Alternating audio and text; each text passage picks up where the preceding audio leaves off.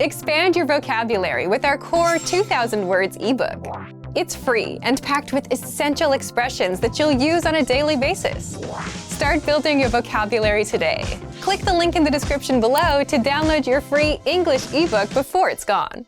Yeah! Hi everybody, welcome back to Top Words. My name is Alicia, and today we're going to be talking about tongue twisters. Tongue twisters are phrases that are difficult to say, so they're really good chances to practice your pronunciation. Let's go. Sally sold seashells by the seashore. Sally sold seashells by the seashore. This one's difficult because of the s and sh sounds. Sally sold seashells by the seashore. Sally sold seashells by the seashore. Sally sold seashells by the seashore. That one's not so bad. Okay, we'll move on. Next. Betty Botter bought some butter, but she said the butter's bitter. I've never seen this before. Okay. Betty Botter bought some butter, but she said the butter's bitter. That's a good one. That's a good one. I feel like you could have thrown the word like but in there somewhere too. Betty Botter bought some butter, but she said the butter's bitter.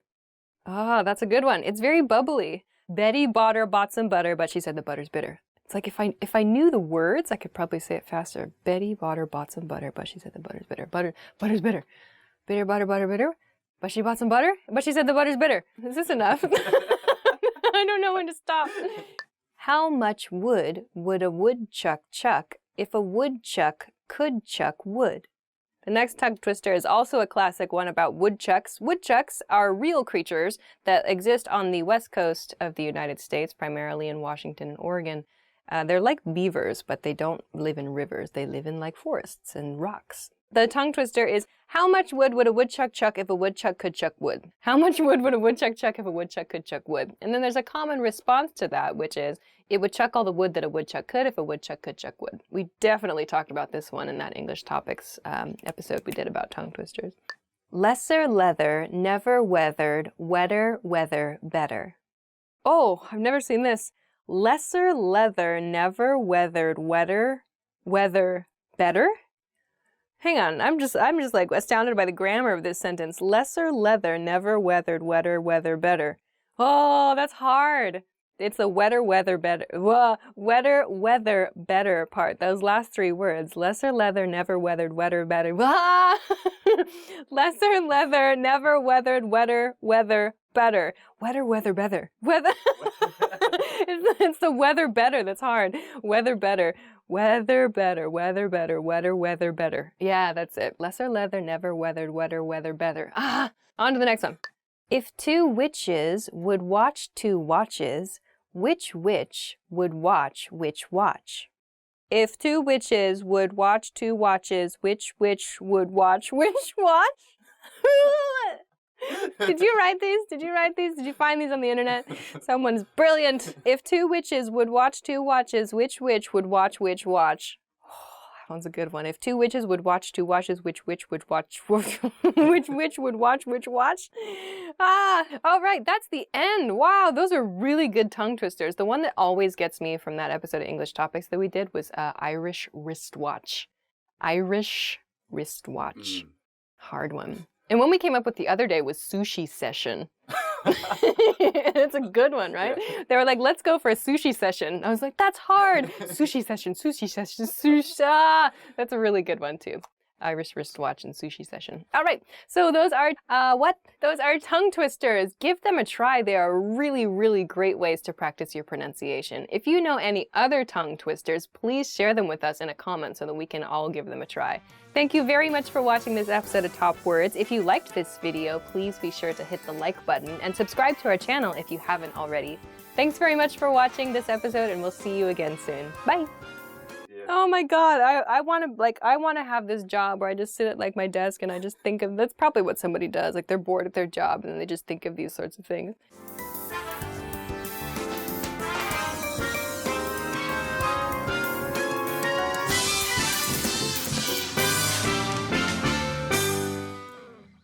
Hi everybody, my name is Alicia. Welcome back to Top Words. Today we're going to talk about 10 ways to stop translating in your head. Let's get started. Identify objects around you in English.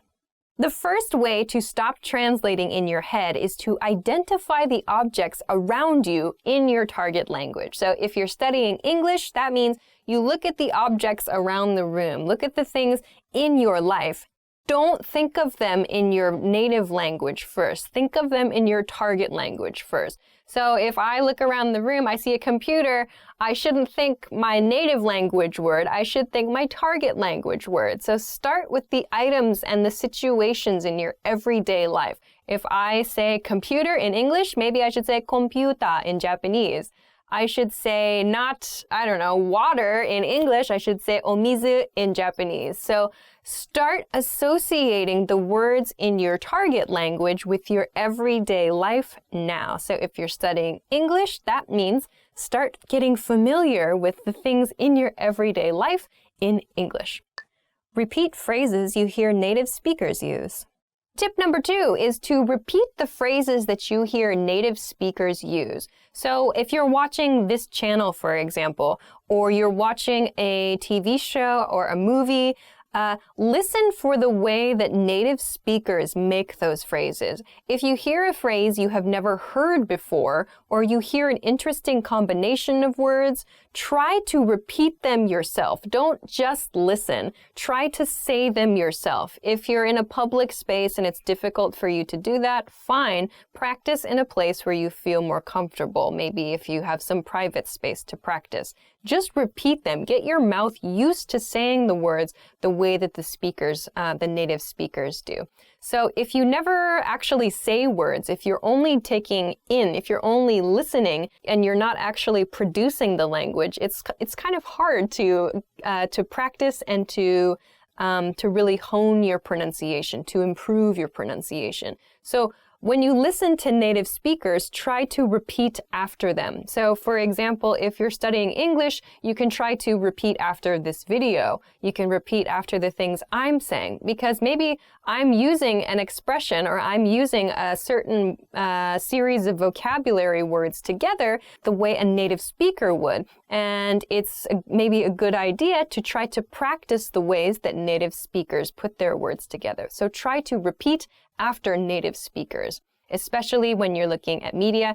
And you can do this when you're reading books too. You can try to read out loud interesting lines of books that you find or something that maybe is difficult for you. Very nice practice tip. Make a situation where you can't escape into your native language.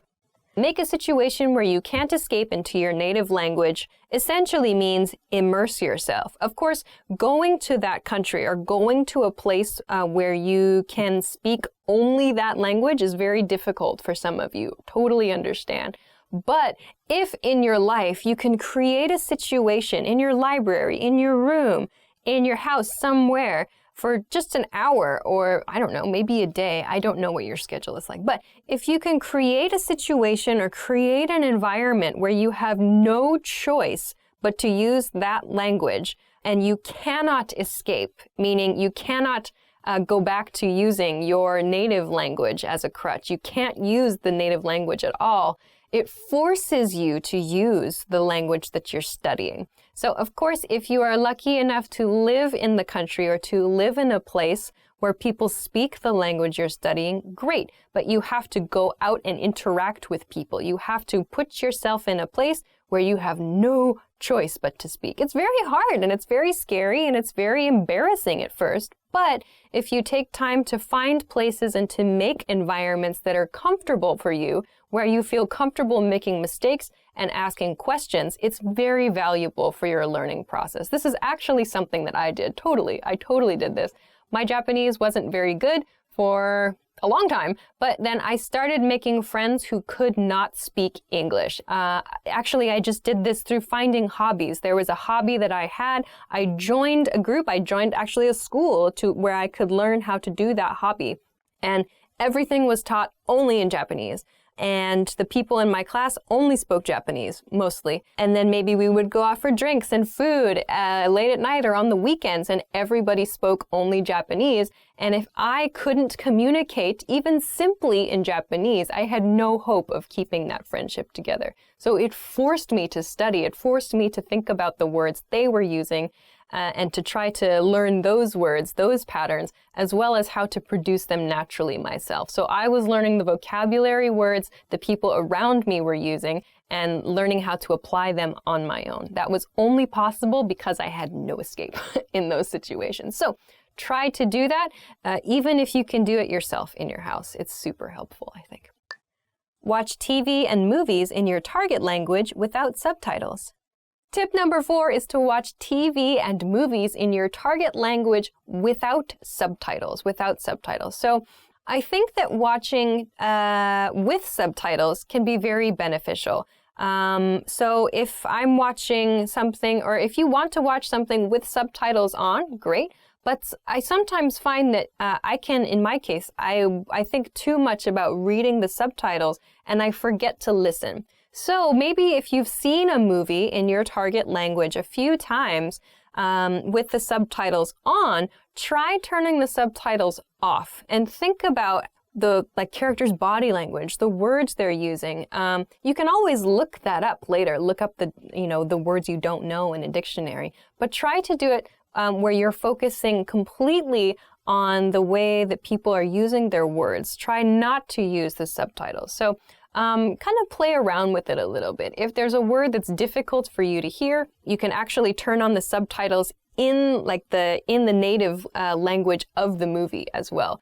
That's something that I've done. If I wanted to study Japanese, it's very useful when the actual words spoken in Japanese appear on the screen. Sometimes it's easier for me to catch a word if I see it visually and I hear it at the same time.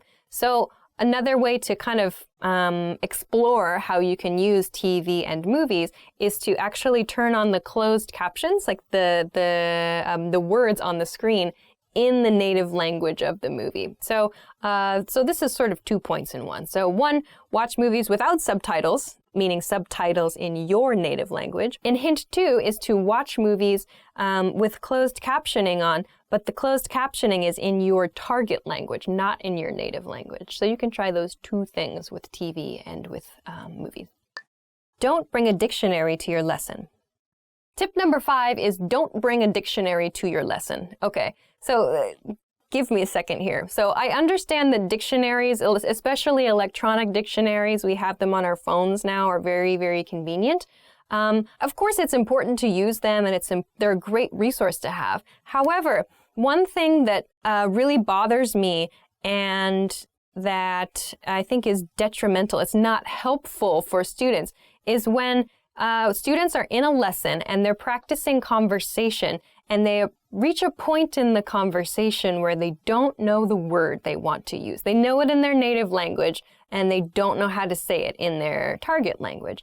They pull out their dictionary. They say to the person listening to them, their practice partner in their lesson where they have a limited period of time, just a moment. And then they look it up on their phone and it takes a few seconds, the flow of the conversation stops, and then they say a word. And it's like, whoa, no, that's not, you don't have that ability. You don't have the ability to do that in a conversation with a native speaker. Most people, if you go to a bank and try to open a bank account, are you really going to pull out your dictionary and sit there and try to communicate, just a moment, as you look up each word you don't know? No. Or if you do, that's not a real conversation.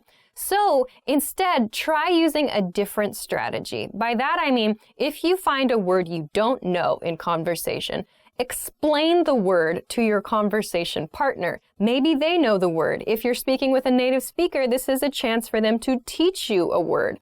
I find that when people take the time to teach me a word, I remember the word much better than just looking it up on my dictionary. So try to resist. Maybe you can bring a dictionary to your lesson, but don't use it or try not to use it in your conversation practice. It destroys the flow of a conversation. So instead, practice the skill of describing the vocabulary word you want to use and learn how to ask the meaning of a word or learn how to ask for a vocabulary word from your partner. So you can use an expression like, what's the word that means blah, blah, blah. Or, it's this thing that does this and this and this. So this is an opportunity for you to describe characteristics of something or find a different way. You can use your body language. You can use whatever. You have a lot of tools, but try not to use a dictionary in a conversation because it's not realistic.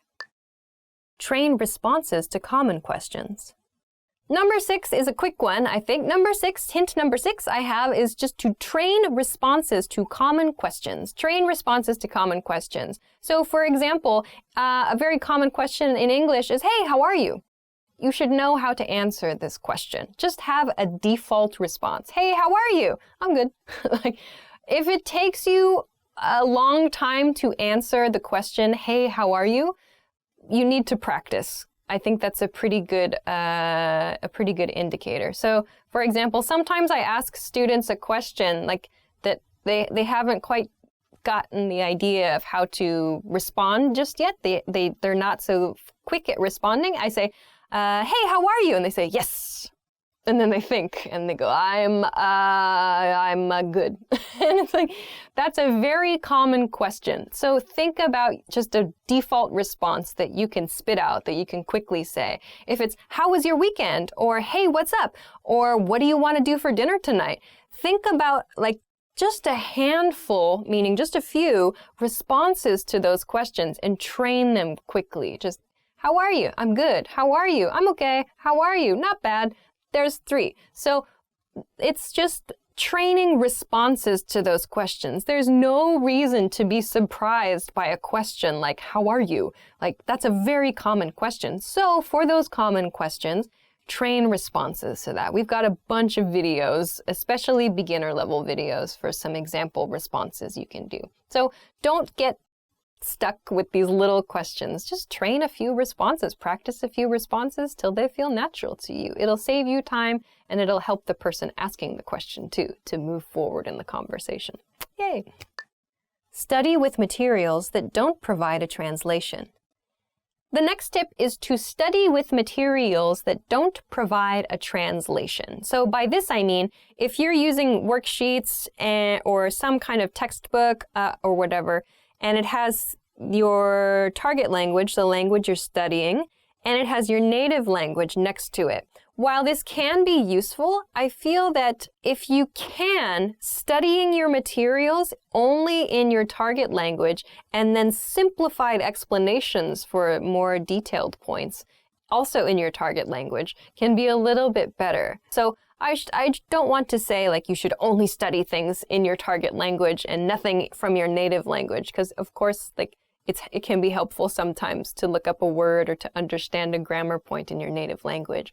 But where possible, if you can find something that provides simplified explanations in your target language, it can be really, really helpful because, again, you're learning to think on a simpler, on a more basic level about the language you're studying in the language that you're studying. So this can be really, really good. So finding some materials to use where there's no translation. Maybe you can practice, of course, with books and with written materials, but also with video materials as well. So there are a variety of different ways that you can find materials in your target language, in video and TV. So some things to think about there are the level of vocabulary words people are using in the media content you're watching, who the media content is intended for, children, young adults, the speed at which the speaker is talking. So I have the ability to change the level of difficulty of videos based on the rate of speech, the vocabulary words that I use, and how many idioms and things I use. So I could make a video very difficult. We could make a very difficult video series by leveling up our vocabulary use or by speaking very quickly. Or, as you might see in our English in 3-minute series, we can also use very simple vocabulary and speak at a low rate of speech. So maybe right now this is a very intermediate level video. So please think about that. So not just for written materials, but also for your audio and visual materials. Think about who your audience is, the level of the material, and so on. It can be really fun and it can be helpful to think about your target language in your target language. All right, we're almost done. Study phrases in addition to single vocabulary. The next tip is study phrases in addition to single vocabulary words. So yes, of course, vocabulary is important, but I find it personally very, very useful to look at how a vocabulary word is used in a phrase, because sometimes using it in a phrase helps you understand the nuance of that vocabulary word really, really well. So if like a word like crazy, for example, in English, depending on the situation where the word crazy is used, it could mean something different. It could mean like a person who's mentally confused or mixed up. It could also mean something really good. It could mean something really bad. So if we look only at the word crazy, it's quite difficult to understand really the meaning of the word. But if you look at the way the word is used in a phrase, you can get a lot more information. So take a look at the way people use words in phrases, not just as single vocabulary words. You can learn a lot more that way, I think. Do your daily activities in English where possible. The next tip is to do your daily activities in your target language. So if you're studying English, that means try to do some daily activities in English if possible. So this can be very, very boring stuff, but just think about it when you're doing the activity. So like right now, I'm filming a video for EnglishClass101.com, or I'm going to work, I'm cooking breakfast, I'm doing the laundry. What do I have to do tomorrow? So try thinking about your everyday life in English if you're studying English. Try thinking about your everyday activities, the people that you meet. What are you doing? So this is a way to help you practice your verbs. So if you don't know, if you're, you're doing something at work and you're like, oh my gosh, how do I explain what's the verb for, a picture? Like I want to blah, blah, blah, a picture. What's the word? You can check a dictionary at that point and go, it's draw. I need to use the verb draw for draw a picture. So you can find these little gaps in your everyday life, these little gaps in your knowledge, if you think about your everyday activities in your target language. If you don't think about it in your target language, you might not realize you have vocabulary gaps or phrase gaps here and there. So this is a really good and kind of funny, actually, way to study. Use a learner's dictionary for new words. The last tip is to use a learner's dictionary for new words. So in English, there are learner's dictionaries available in English. So my personal favorite is Merriam-Webster. Merriam-Webster is a fantastic dictionary resource. They're so interesting and they have tons of historical information. I really do just sit and read things on the dictionary page lately. It's true. But of course, there's a definition, there's a meaning for words, there are example sentences for words, but Merriam-Webster also has what's called a learner's dictionary. If you find a word that you don't recognize, you can check it in a dictionary, in a learner's dictionary, and it gives you a simple explanation in simple English of that word. So instead of checking it in your native language, you can check it in your target language. So again, this helps you to understand the word that you're focused on, but you understand it from the language you're studying, not from your native language. So using a learner's dictionary can be really, really useful as well. All right, so those are 10 tips. Those are 10 tips to help you stop translating in your head. I know it's very difficult, but it takes time and it takes practice, and I hope that these are a few strategies that can help you as you study any language. Of course, this is an English language channel, an English language learning channel, but I think these tips are pretty good for learning just about any language, really. So I hope those are useful for you.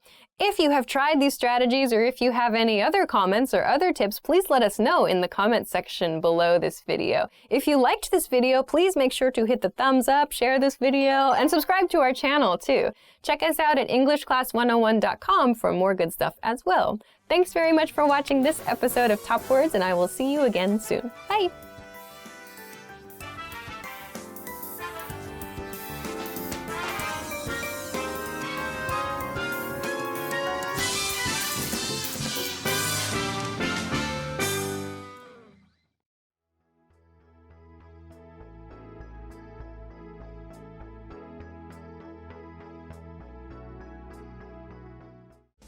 Want to speed up your language learning? Take your very first lesson with us. You'll start speaking in minutes and master real conversations. Sign up for your free lifetime account. Just click the link in the description. Hi everybody, my name is Alicia. Welcome back to Top Words. Today we're going to talk about 10 job interview questions and a few responses to those job interview questions. So let's go!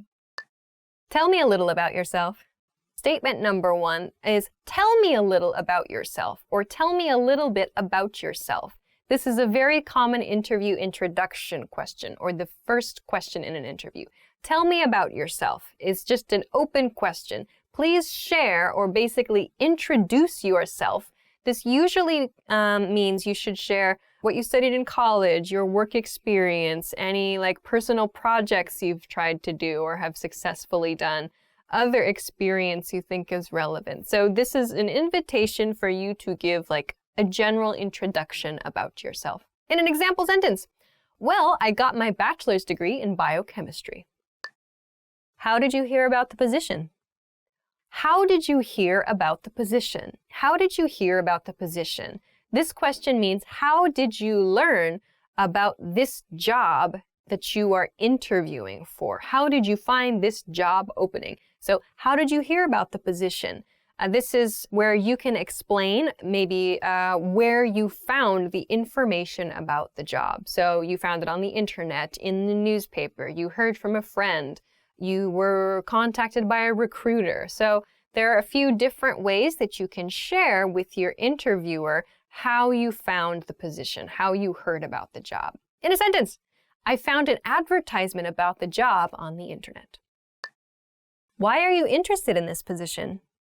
Next is, why are you interested in the position? Why are you interested in the position? This is your chance to explain why you want this job. Why are you interested in this position? So usually you should not say, for the money, or because this is there are a lot of attractive people at this company. I don't know.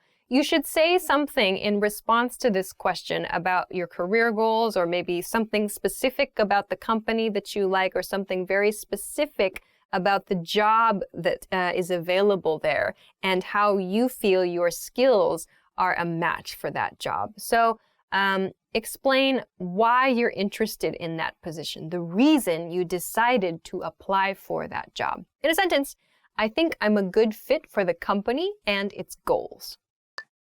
Why should we hire you? The next interview question is, why should we hire you? Why should we hire you? So this is your opportunity to explain why you feel you are the best candidate for the job. So if you have any special qualifications, you have certifications, you have specific experience, you have a specific goal in mind, this is the kind of question you can share that information in response to. Why should we hire you? Because I can speak 6 different languages and I know how to create a website in 10 minutes. I don't know. So if you have some kind of special qualifications, you can share those qualifications in response to this question. In another example sentence, I'm a goal-oriented person who likes to work at a fast pace. What do you consider your strengths and weaknesses? The next question is a common question. What do you consider your strengths and weaknesses? What do you consider your strengths and weaknesses? Or what are your strengths and weaknesses? So strengths means strong points, things you are good at. Weaknesses is your weak points, things you are not very good at. So you should be honest to a degree, but be careful. So this should be in a professional setting. Keep that in mind. It's a professional setting. If you want to talk about your weaknesses, don't say I eat too much chocolate, or don't say I love sleeping or whatever. Talk about your professional strengths and your professional weaknesses. And also with your weaknesses, it would be a good idea to talk about how you improve those weaknesses, or how you work with your team members or work in a company to try to reduce the effect of those weaknesses. So for example, I'm very detail-oriented, but I often take on too much at one time. So in my case, that's the case. I'm very detail-oriented, but I often take on too much. So do too many things at one time. So I could explain, okay, so I'm very detail-oriented, but If I'm trying to take on too much, maybe I say I communicate with my coworkers about what should be prioritized, and that helps me organize my time better. So when you introduce your weakness, talk about the ways you try to reduce the effect of that weakness. That can be one technique. So your good points and your bad points in this question. Tell me about a time when you overcame a challenge at work. Some interviewers may ask this question. Tell me about a time when you overcame a challenge at work. So it's not really a question. They're asking you to tell a story. So tell me about a time when you overcame a challenge at work. So they want to hear an example from your professional experience about how you solved a problem. What did you do to solve a problem at work? They want to know what kind of problem it was and how you approached the problem and the result of that problem. So you could say, for example, our company party was scheduled for the day before Christmas, but the restaurant exploded and I had to find a new place to have the party. I don't know. That's not, of course, a crazy example, but giving your employer an idea of how you solve problems and maybe the kind of mental state you have when you solve the problems can be helpful in making a hiring decision. So, in an example, when I was having trouble communicating with a client, I reached out to a coworker for support. What are your career goals? The next question is, what are your career goals? Your career goals. So not necessarily in this company, but in your career overall. In the interview, it's probably a good idea to include the company where you are currently interviewing in your career goals. But keep in mind, like, you should be explaining a goal, or you should be sharing a goal that is in line with the company's work. So if your goal is to open a cupcake shop, but you're interviewing for like an IT job where you're going to be like, I don't know, installing Windows 10 on people's computers, maybe this doesn't really match. So make sure that your career goal and the job you're interviewing for align. Those two should be kind of aligned. It'll help your interviewer and it will help you, I think. So in an example sentence, I want to create a global advertising campaign strategy. So maybe you're interviewing for a marketing job, for example. You could say that's your career goal. I would love to design a global marketing campaign strategy, for example. Where do you see yourself in 5 years? The next question, a very common one, where do you see yourself in 5 years? Where do you see yourself in 5 years? This question means after 5 years, 5 years from this point in time, what is your vision for you? What is your vision of yourself professionally? So what do you want to have achieved after 5 years? So a good tip for this question is to explain where you will be having made contributions to the company where you are interviewing. So if I'm interviewing at Apple and Apple says, where do you see yourself in 5 years, Alicia? And I say, I see myself at Microsoft. Like, that sounds really bad.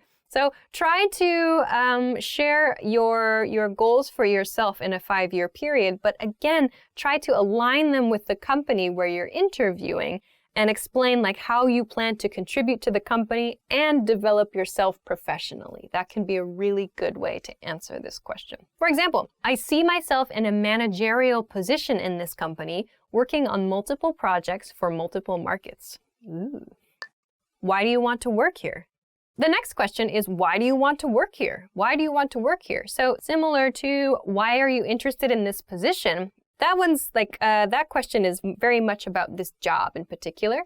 But the question, why do you want to work here, means why do you want to work in this company, like in this place specifically? So share something about the company that you like, or share something, some reason the company is attractive to you as a candidate. So maybe it's the location, or maybe it's the ability to work overseas, or maybe it's an international environment, or maybe you can use your English skills. Some reason why you're interested in working at this company specifically. Share that after this question. So example, I think there's a lot to learn and I think there are opportunities for promotion. Do you have any questions for me? Last one. The last question is very common. Do you have any questions for me? Do you have any questions for me? Interviewers will often ask this question at the end of an interview, inviting the candidate to ask questions about the company. it is usually a very good idea to prepare some questions for the interviewer. So it's also a good idea to research your company or research the university you're interviewing for before the interview. So if you have questions about the company policy, that sort of thing, it's a great chance to ask your interviewer. Generally, however, it's not a good idea to ask specific questions about pay or vacation in the interview, as you can be seen as maybe being too money or too vacation focused. That might come a little later. If you say, what's the salary for this job? Unless it's a kind of a close situation, that might be too direct a question. But instead, ask some things about the company. Ask your interviewer what it's like to work there, what your interviewer thinks is good about working for the company, or maybe what your interviewer thinks the company's planning to do over the next few years. Ask something of your interviewer. So it shows that you are interested in that company and that you want to learn more and participate more with that company. So make sure to have some questions prepared when your interviewer asks, do you have any questions for me? So example question, what do you think is the most rewarding part about working here? So those are 10 job interview questions and a few different ways you can respond to them. So I think those are useful for job interviews, yes, but maybe if you interview for like a university or interview for a scholarship or something, you can use similar responses to similar questions. So if you have any questions or comments, please let us know in the comment section below this video. If you liked the video, please make sure to give it a thumbs up and subscribe to our channel as well. Check us out at EnglishClass101.com for more good stuff, and thanks very much for watching this episode of Top Words. I'll see you again soon. Bye!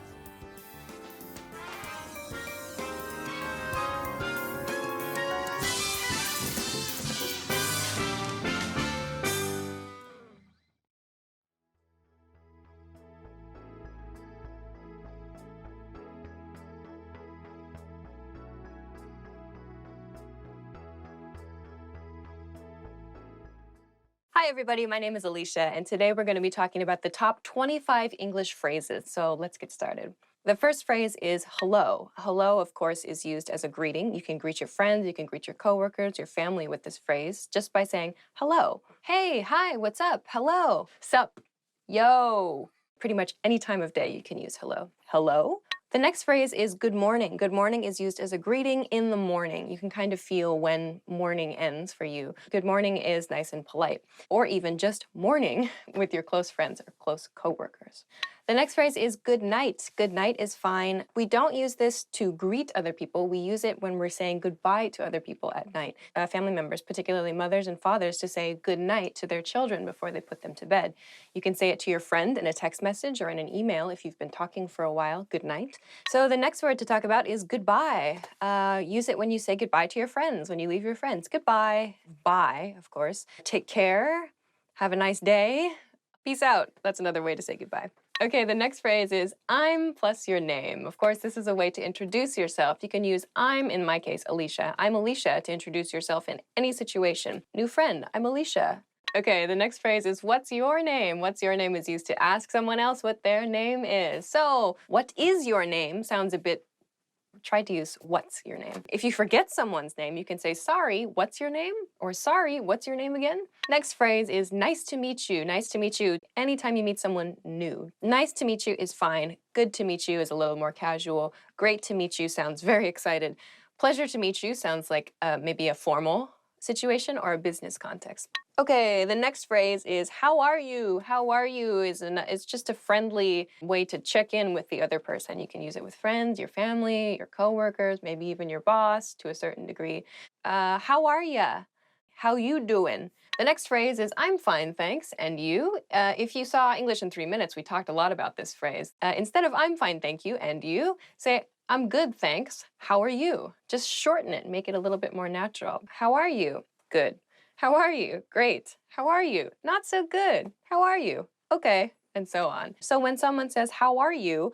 I usually say, I'm good. This week, I blah, blah, blah. Give some information about what you've been up to. Maybe a hobby, something that you did recently, an event, something interesting you saw, whatever. People want to make that connection with you, and it's a good chance for you to continue speaking. The next word is please. Please is a polite phrase used when you want something from someone else. You can use this as a response when someone offers you something, like in a restaurant, for example. Would you like more water? Would you like something to drink? Oh, please. The next phrase is thank you. Thank you is used to express your appreciation. You can use thank you with everybody. The next phrase is you're welcome. You're welcome. When someone says thank you, you can say you're welcome.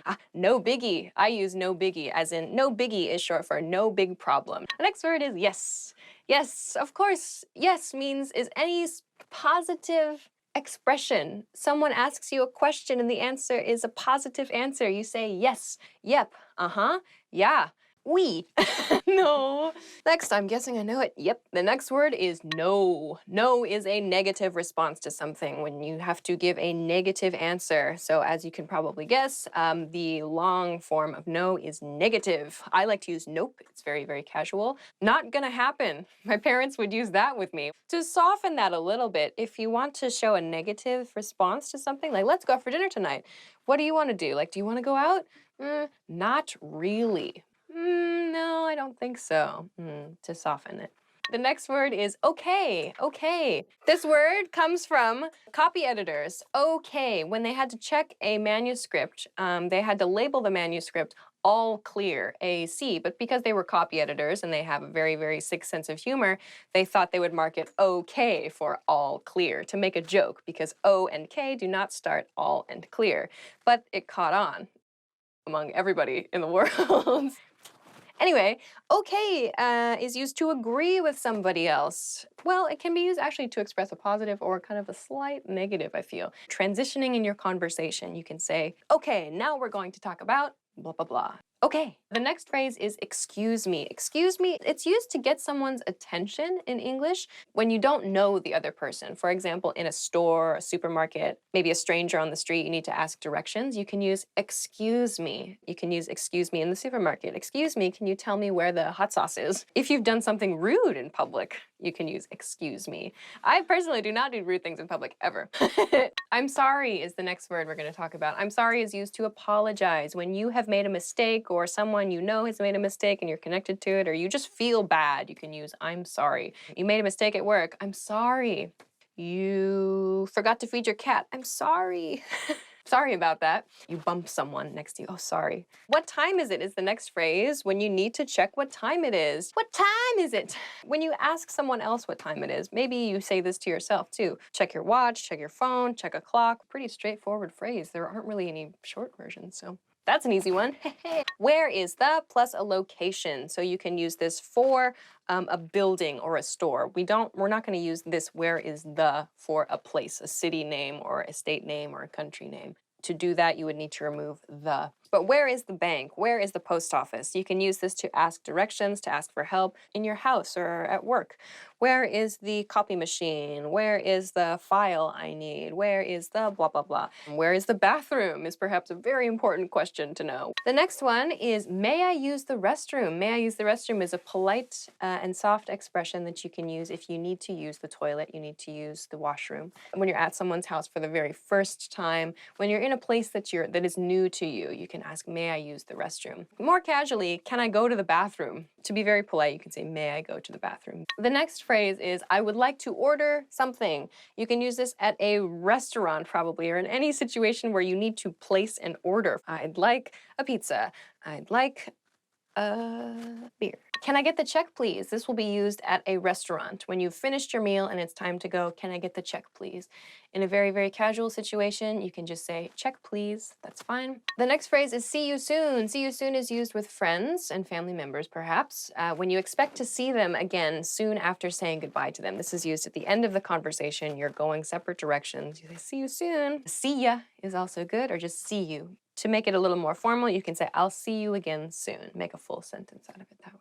The next phrase is see you later. See you later is very similar to see you soon, but the point is with see you later is that you're probably going to meet that person again later on in the same day.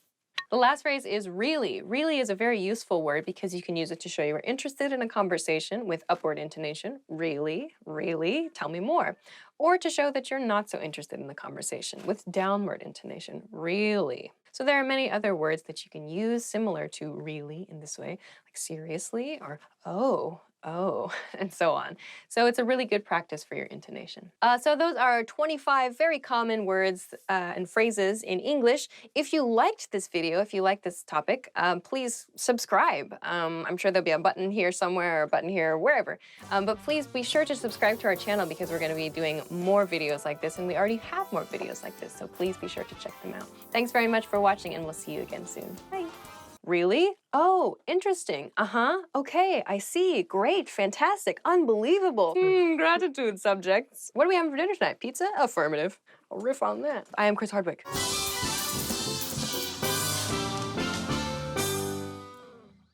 In this video, you'll learn 20 of the most common words and phrases in English. Hi everybody, my name is Alicia. Welcome to the 800 Core English Words and Phrases video series. This series will teach you the 800 most common words and phrases in English. But there's a twist. With each new lesson in this series, we'll include the previous lessons at the end. So after you've learned the new words and phrases, stick around and review what you learned in previous lessons. Reviewing is one of the most important parts of learning a language.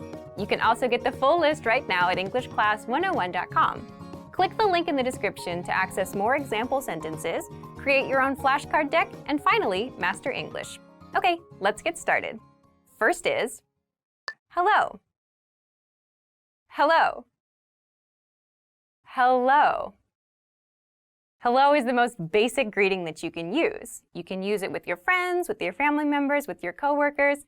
Any time of day is fine. Hello. How have you been? Hello. How have you been?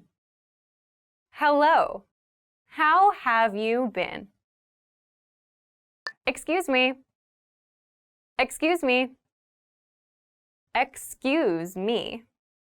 So excuse me is the expression you can use when you bump into somebody or when you need to interrupt somebody who's working on something. It's a nice apology expression to use. Excuse me, how much is this? Excuse me, how much is this? Excuse me, how much is this? I'm sorry. I'm sorry. I'm sorry. So we use I'm sorry in cases where we make a mistake. So I did something wrong or I did something bad. I use I'm sorry to apologize. I'm sorry, it was a typo. I'm sorry, it was a typo. I'm sorry, it was a typo. Good night. Good night. Good night. So good night is the expression we use at the end of the day when we want to say goodbye to someone or when we want to wish our family members a good night of sleep. Good night, Grandma. Good night, Grandma. Good night, Grandma. Nice to meet you. Nice to meet you. Nice to meet you. So nice to meet you is the expression we use the first time we meet someone. We don't use this the second or the third time we see someone, only for the first time. Please come in. Nice to meet you. Please come in. Nice to meet you. Please come in. Nice to meet you. How are you? How are you? How are you? So how are you is used as a very general greeting. When we see our coworker for the first time or we see a classmate for the first time, we ask, how are you? Meaning, what's your condition right now? It's been a long time. How are you?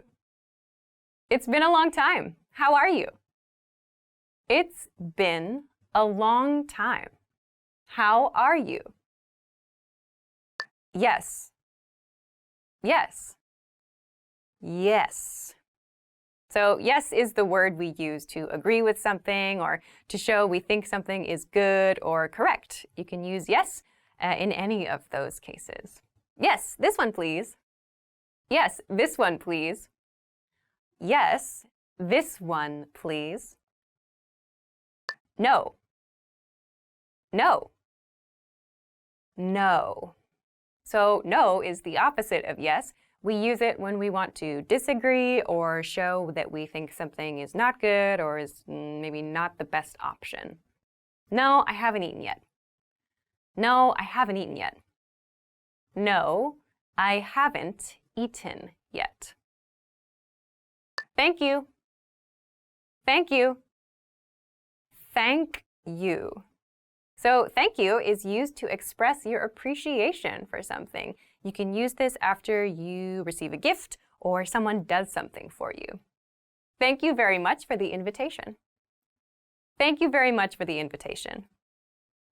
Thank you very much for the invitation.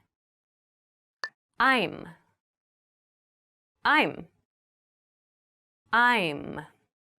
So I'm is the reduced form of I and am. It becomes I'm. Make sure to clearly pronounce that sound, like when you're introducing yourself.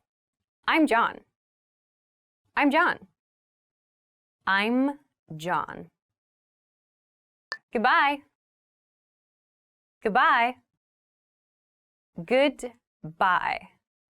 So goodbye is one way to say like something at the end of the day, usually, to say bye to someone.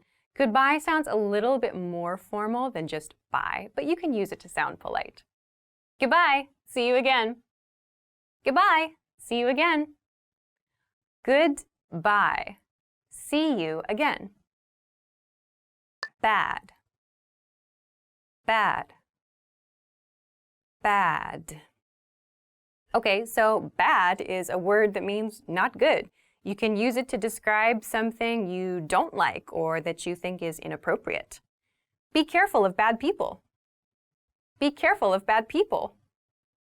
Be careful of bad people. Good. Good. Good. So good is the opposite of bad. You can use it when you want to express that you like something or that you think something is positive. My teacher is a good person. My teacher is a good person. My teacher is a good person. Pretty. Pretty. Pretty. So pretty is used to describe someone or something's physical appearance, something that we think is beautiful. I have a pretty girlfriend. I have a pretty girlfriend. I have a pretty girlfriend. Ugly. Ugly. Ugly. So ugly is the opposite of pretty. We use this word to describe something that we think is not pleasing or is unpleasant. Ugly face. Ugly face. Ugly face. Easy. Easy. Easy. So easy is used to talk about something that is not difficult. It's maybe something that's simple to do. Easy exam. Easy exam. Easy exam. Difficult. Difficult. Difficult. So difficult describes something that is hard or something that is challenging to do. Difficult problem. Difficult problem. Difficult problem. Near. Near. Near. Near is used to talk about something that is close to us. It's something that we can go to quickly and easily. I live near the university. I live near the university. I live near the university. Far. Far. Far. So far is the opposite of near. Far means something that is at great distance from something else. There's like a long way to get to something. The station is far from here. The station is far from here. The station is far from here. small, small, small. So small is the opposite of big. We use it to describe things that are little. You can use it for concepts, for objects, or for people. Small mistake, small mistake, small mistake. Well done! In this lesson, you expanded your vocabulary and learned 20 new useful words. Click the link in the description and sign up for free at EnglishClass101.com to get access to the full list of vocabulary you'll need for daily life conversations. You'll also get example sentences, custom flashcard decks, and more learning resources. See you next time. Bye-bye! Want to speed up your language learning? Take your very first lesson with us. You'll start speaking in minutes and master real conversations. Sign up for your free lifetime account. Just click the link in the description.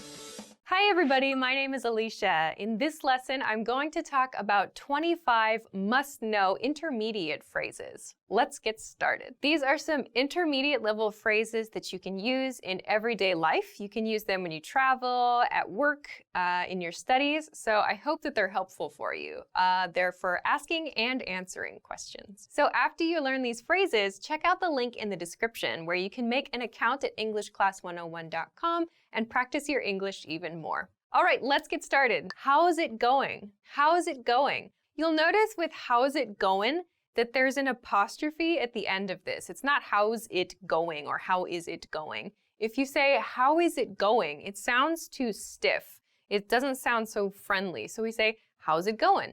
How's it going? How's it going means how are you? Like how are you doing? Or how is your life going? So it's like a friendly, kind of rougher, more casual way to say, how are you? How's it going? How's it going? How's it going with you? Fine. Fine. See, that's the correct response. How's it going? Fine. How's it going? Good. How's it going? Not bad. How's it going? How's it going? Okay, let's go on to the next expression. What have you been up to? What have you been up to? What have you been up to? What have you been up to? What have you been up to is a more advanced version of like, what are you doing? So what have you been up to means what did you do since the last time I saw you? What have you been up to? So what have you been up to? It's like, I've been blah, blah, blah.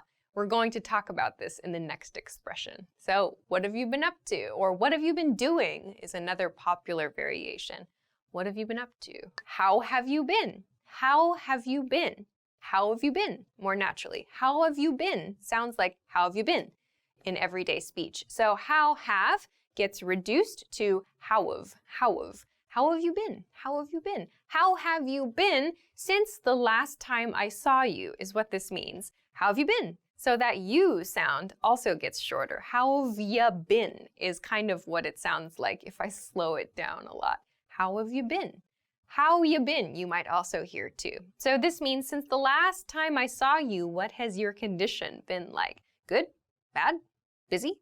In most cases, the answer is just good. You? Fine. Fine. Anyway, moving along. I've been blah, blah, blah. I've been. This is the reduced form of I have been something, something. This is a good response to questions like, how have you been? Or what have you been up to? Numbers 2 and 3 in this episode. So if someone says, what have you been up to? You can say, I've been busy, or I've been working, I've been studying, I've been planting a garden in front of my house, I've been looking for a new car, I've been making videos on the internet. So I've been blah, blah, blah. So I've is short for I have been. So this is a present perfect tense expression. I've been something, something. You can use the progressive form. You can use an adjective here.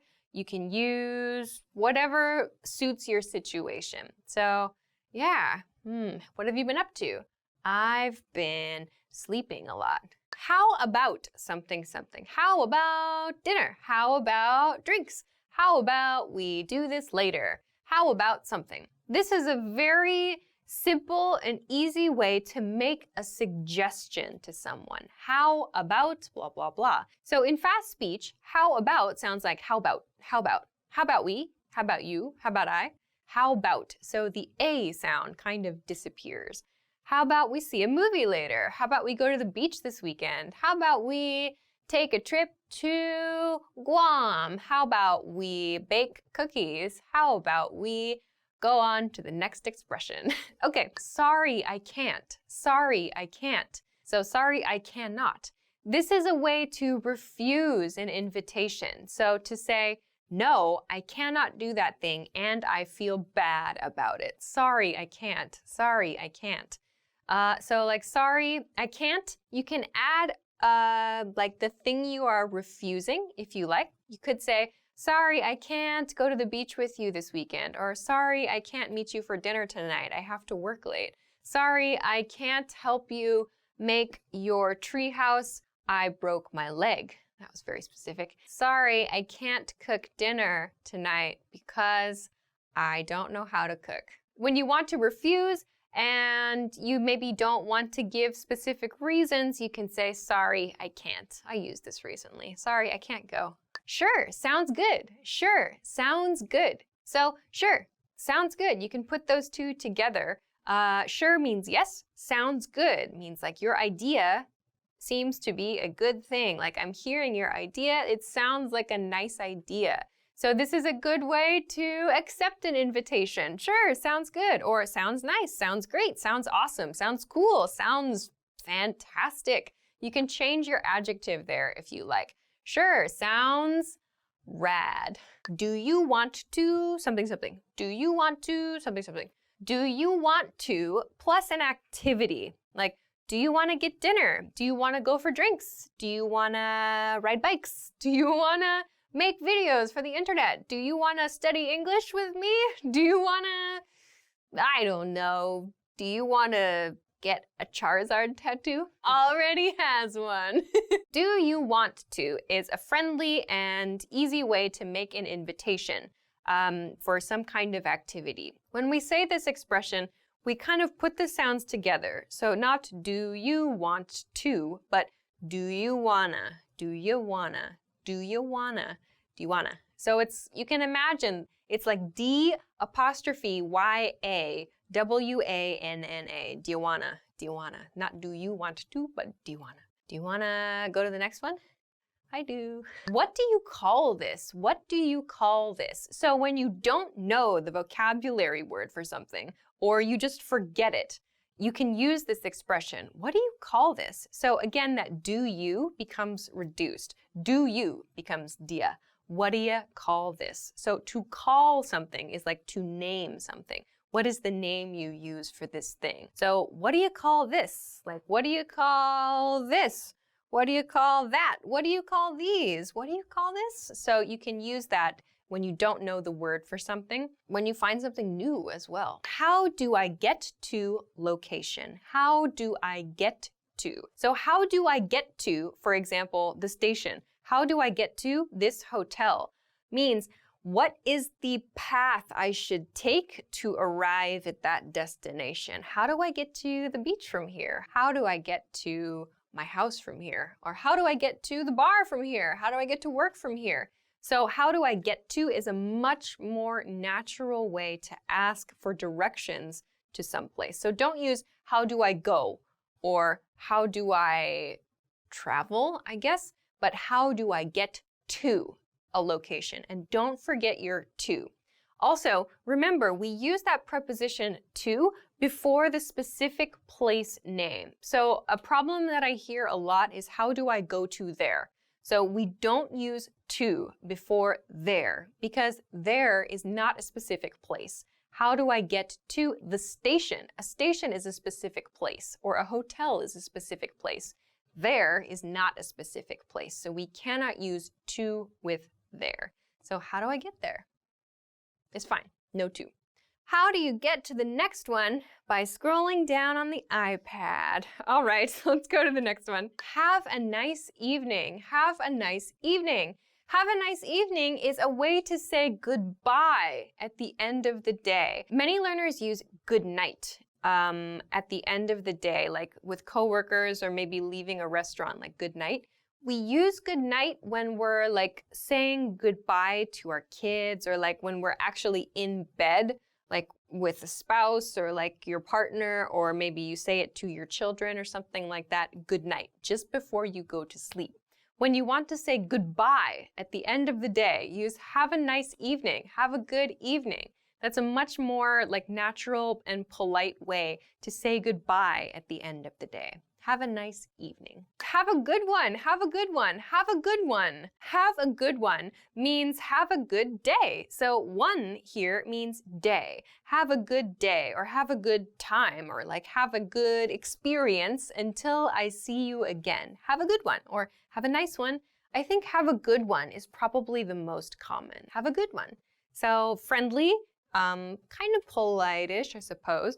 You can use this with your coworkers, with your friends, with your family members, but it does have, there's a little bit of distance there, I think. Have a good one. Okay, onward. Can I have item, please? Can I have item, please? Can I have something, please? So when you're shopping, you can use this to request something from the person working at the store. So can I have that shirt, please? Or can I have, for example, 200 grams of beef, please? Or can I have that pack of cigarettes, please? So you can use any item in this pattern. Can I have that thing, please? You can use singular, you can use plural, you can use a number here if you want, but can I have? And to make this more natural, not can I have that thing, please, but can I have? Can I have is kind of more natural. Can I have sounds like, can I have? Can I have this iPad?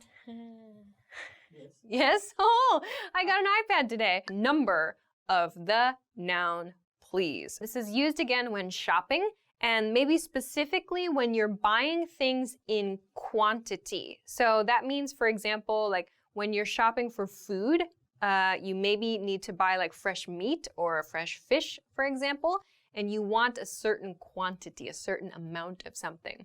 You can use number of the noun, please. So I used the example before, like 200 grams of the beef, please. So you're buying things in bulk. When you're buying in bulk, it means you're buying a lot of stuff at one time. You can use an expression like this.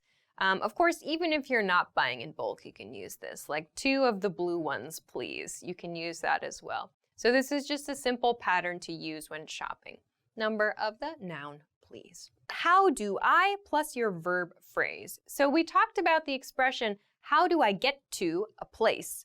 This is how do I something. So not get, but how do I, and then use a verb here. So one thing I hear learners do when they don't know how to do something is they use an expression like, please teach me this thing, or I don't know this. So to make a request for someone to show you something, you can use this pattern. How do I use this computer? Or how do I turn on this car? How do I sell my kidney on the internet? How do I learn English? That's what a lot of people say. Just do it is the answer. So how do I plus your verb. So that's a much better way than please teach me. Use how do I learn English? How do I study grammar? How do I read books? So use just the simple present tense form of the verb in this one. Again, another point here, pronunciation point. How do I becomes how do I? How do I? How do I do this? How do I do that? How late are you open? How late are you open? This is very useful when you're visiting restaurants or bars or like retail shops as well. The most natural way to ask what time a store or other establishment finishes is how late are you open? How late are you open? So if you ask this question, you will get the closing time as the answer. Like, how late are you open? 8. How late are you open? 10. How late are you open? Midnight. Or how late are you open? We're open 24 hours. The internet is open forever. We have no closing time here at English Class 101. We're accessible always. How late are you open? So how late are you? So that are you is reduced. How late are you open? Are you sounds like how late are you open? We do not say how late are you closed. We don't say that. You could say when do you close? That's also okay. When do you close? But how late are you open? Do you have any plans for point in time? Do you have any plans for point in time? Do you have any plans for this weekend? Do you have any plans for tomorrow? Do you have any plans for tomorrow night? Do you have any plans for dinner? So choose a point in time, or kind of like I did with dinner, you can use meals here too. Choose a point in time to ask about another person's schedule. Don't forget for in this example. Do you have any plans for point in time? Do you have any plans for Sunday afternoon? Do you have any plans for Monday? So this is a quick way to ask about a schedule. Very nice, and it's kind of polite as well. Okay, on to the next one. My body part hurts. My body part hurts. This is an important and natural expression to use when you are not feeling well. So instead of like, I have a pain in my arm or something, or I have a pain somewhere, I hear many learners use that pattern. Instead, use my plus your body part hurts. For example, my arm hurts, my head hurts, my finger hurts, my stomach hurts, my back hurts, my face hurts. Because I got punched in it this morning. It's not true. Have you ever punched yourself in the face? Myself? Yeah, I did it once and I'm never gonna forget it. Probably yes. Yeah, I was trying to pull like the blankets up. It was like 6 in the morning. I was cold, it was winter. I tried to pull the blankets up and my blanket was kind of like shiny and slick and I was like half awake and I was like, bam! So my body part hurts. My body part hurts. That's the quickest way to explain that you do not feel well in some way. My body part hurts. Don't forget that S. My body part hurts. My eyeball hurts. That's not something we would say. My ear hurts. My throat hurts. How much is this? How much is this? This is a cost-related expression when you are shopping. How much is this? How much is that? You probably don't need to use this so much because in most cases the price is clearly written in stores. But every once in a while you do need to ask, or you need to like talk to someone about a price in a conversation. So how much is this? Or how much is that? You can change that. Of course, you can use the plural here. How much are these? How much are those? In present tense. And you can also ask about past tense information. How much was that? For example, how much was your car? Or how much was this apartment? Or how much were those donuts? This is a very important question. How much did your sandwich cost? You could ask that as well. How much does something cost is another expression you can use. But yeah, how much did your sandwich cost? It looks good. Or how much for a dozen burgers to be sent to my office tomorrow at 1 o'clock? What did you say? What did you say? Native speakers use this all the time. You can use this too. Please, it's important, probably more important for you to use this expression, and don't feel bad about it. What did you say? Naturally, what did you say? What did you say? What did you say is a question about the thing the other person in the conversation just said. Like you couldn't catch it, or you think you misheard something, or maybe you didn't understand something they said. What did you say? It's a little more polite than just, what? So, what did you say? Yeah, anytime you need to confirm something that someone else said, you can use, what did you say? Try to use a nice intonation with this also. What did you say? What does that mean? What does that mean? And native speakers use this too. Like, we don't understand everything. Like, sometimes everybody needs an explanation. So, what does that mean is a great way to ask for it. What does that mean in fast speech is, what does that mean? What does that mean? So the TH in that becomes like a S or a Z sound. What does that mean? So it connects to that Z sound in does. What does that mean? What does that mean? So what does that mean? It's like you don't understand something that's written, or maybe you don't understand the implications. Implications means like the background information of a situation. So what does that mean? Or you don't understand something someone else said, but they're gone. So you can't say, what did you say? You ask someone else, what does that mean? What that person just said, what does that mean? So what does that mean is another really important expression for learners especially. I don't feel so good. I don't feel so good. So if you don't want to specifically say like my stomach hurts or my arm hurts or my head hurts, you can say, I don't feel so good. So this tends to be used more for like stomach problems. So I don't feel so good. I ate a huge lunch. I don't feel so good. Or maybe you ate something bad. Ugh, I don't feel so good. We often use I don't feel so good when we actually feel very bad very suddenly. Like in the examples I mentioned, when we eat something and our body is not happy with it and we suddenly feel sick, we might use the expression, I don't feel so good. I need to go home.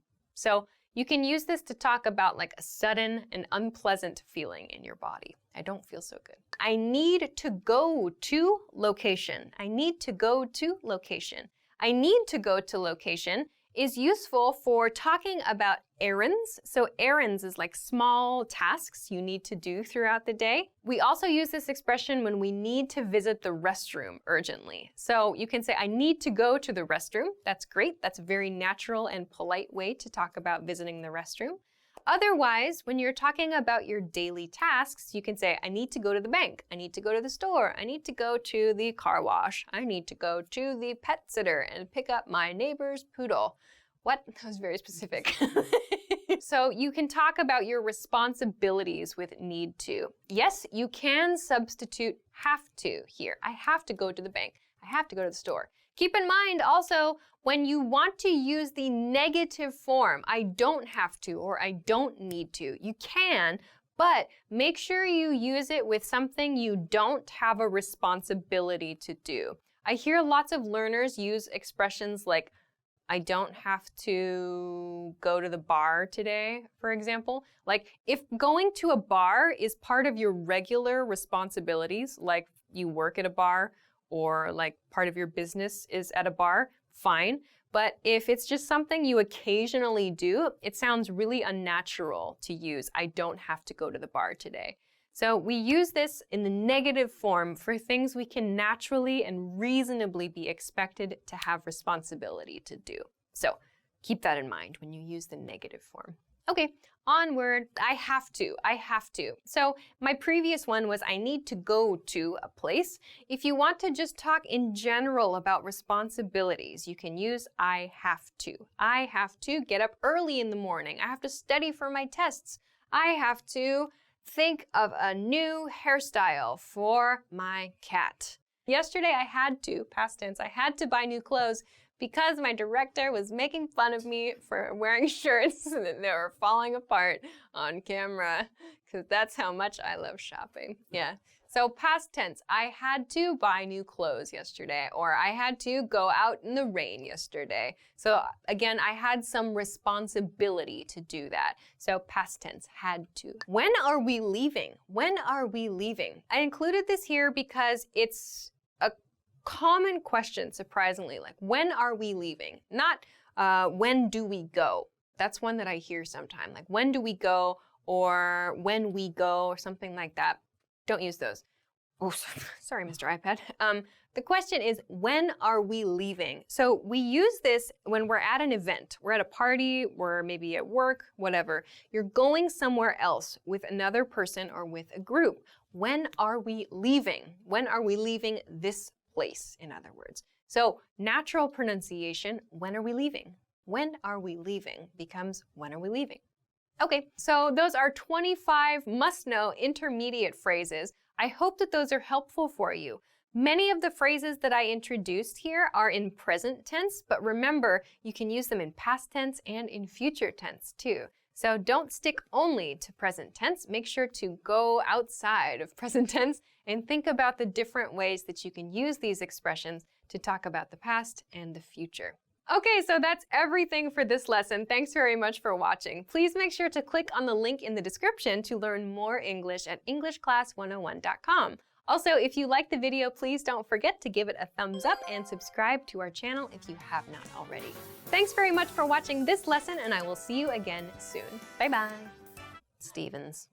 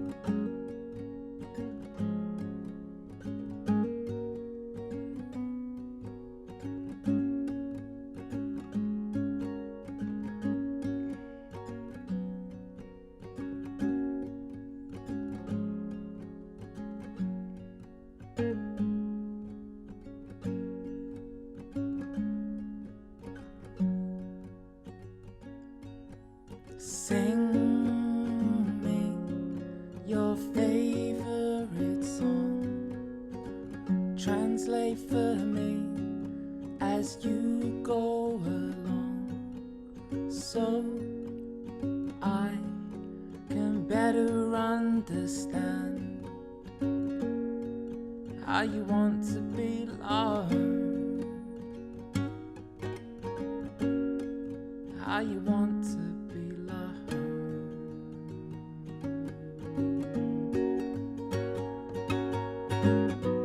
Living it up, but you came in on a high tide, calling to court all my fears,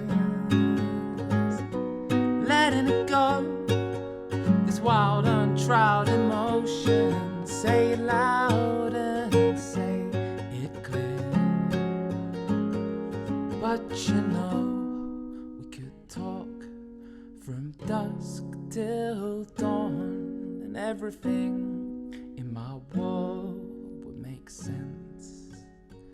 Rewind the night, let's get lost from dusk till dawn. Pause it in the perfect tense.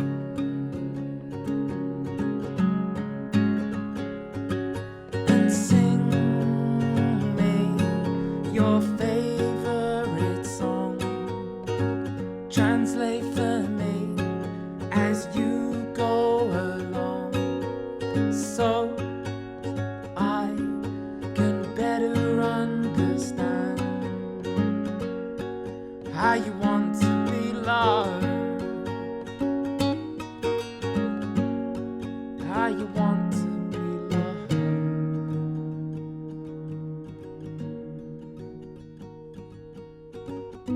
Repeat it for me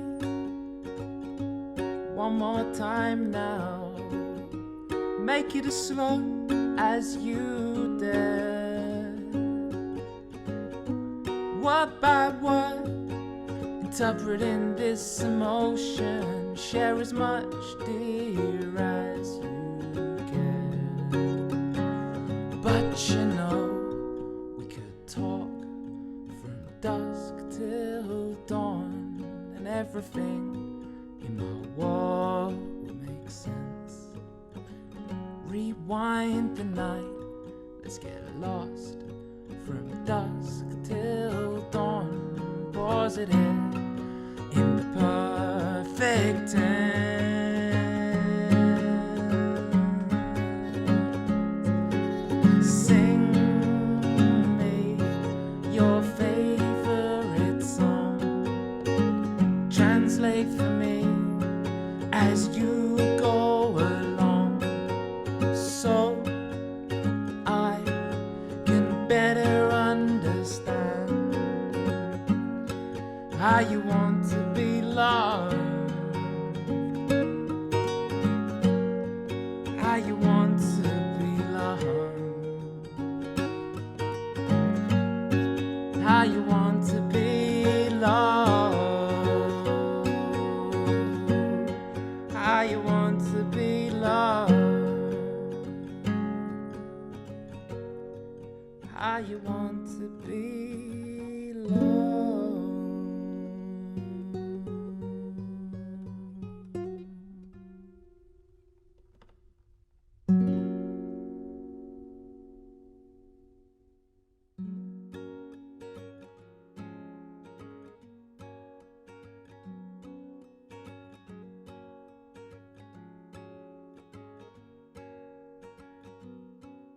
Hi everybody, my name is Alicia. In this lesson, I'm going to give an introduction to English tenses.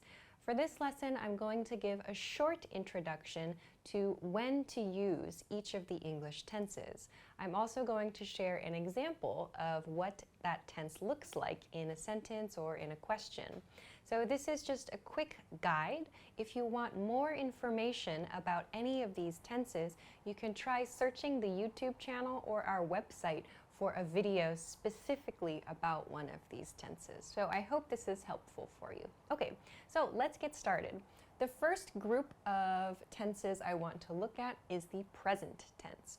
So for today's lesson, I've organized it into 3 categories: present, past, and future tenses. So let's begin with the present tense.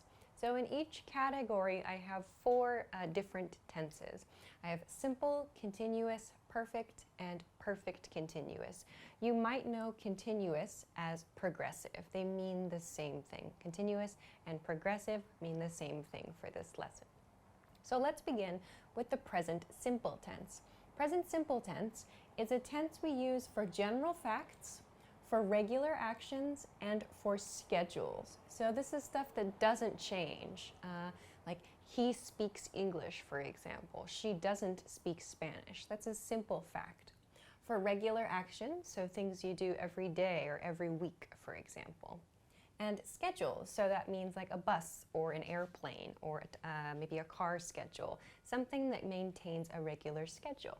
An example, 2 examples of using the present simple tense. First, I work on Mondays. So here, work is my verb. I work on Mondays. Simple present tense. A negative, I don't eat lunch at 2 o'clock. So these are simple present tense statements. In this case, they're just simple statements of fact, really. Okay, so let's continue to the next one. The second tense is the present continuous tense. The present continuous tense. So present continuous tense we use for continuing actions, and that means actions that are happening now. So for example, I'm teaching, I'm standing, I'm speaking. Those are actions happening now. So we use it for continuing actions now, like physical actions. We also use it for trends. So things happening in your society right now, for example. So examples would be like, that TV show is becoming popular, or the world is getting warmer, for example. So these are things happening now also. We can use it for one-time actions as well, and this relates a little bit to future tense, which I'm going to talk about later too. But something happening just one time in the future, we can use the continuous form to describe that. So for example, I'm working this Saturday. So sometimes students ask, what's the difference? Why is it I'm working this Saturday and not I work this Saturday? Remember, we talked about the present simple tense. We use that for regular actions, for general facts. So if you usually work on Saturdays, you should use the present simple tense. I work on Saturdays. If, however, this Saturday is special and you don't usually work on Saturdays, you should use the continuous tense. I'm working this Saturday. So it sounds like that's not a typical thing for you. I'm working this Saturday. Okay, let's go on to the third tense. The third tense is the present perfect tense, the present perfect tense.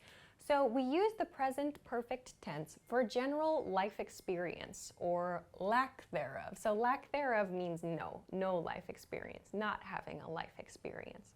So something that you did in the past, but not at a specific point in time. The specific point in time is not so important here, or maybe we don't know. So example.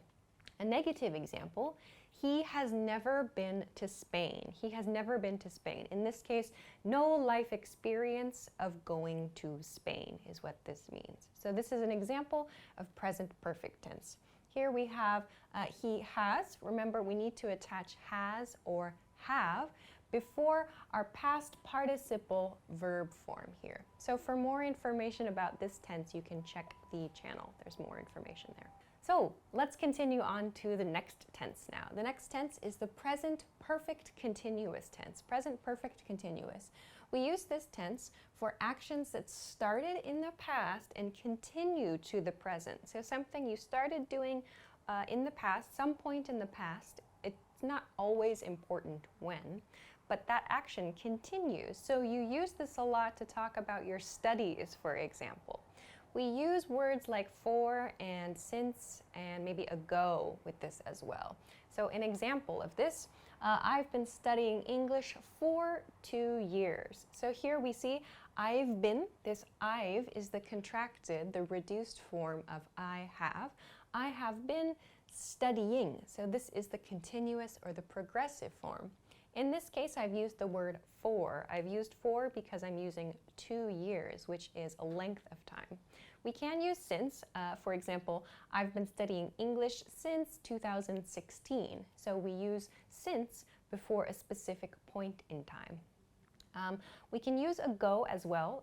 Usually we pair it with since. I've been studying English since 2 years ago. You'll notice when we use ago, however, we change from using, in my first example, 2016 to a length of time, since 2 years ago. So there are a few different changes you need to make there. But you can check the other video on the channel for more information about that grammar point. Okay, let's move on to the second group for today, which is the past tense. Let's look at the 4 points in the past tense here. First one is the past simple, or just simple past tense. Simple past tense is used for actions that started and finished in the past.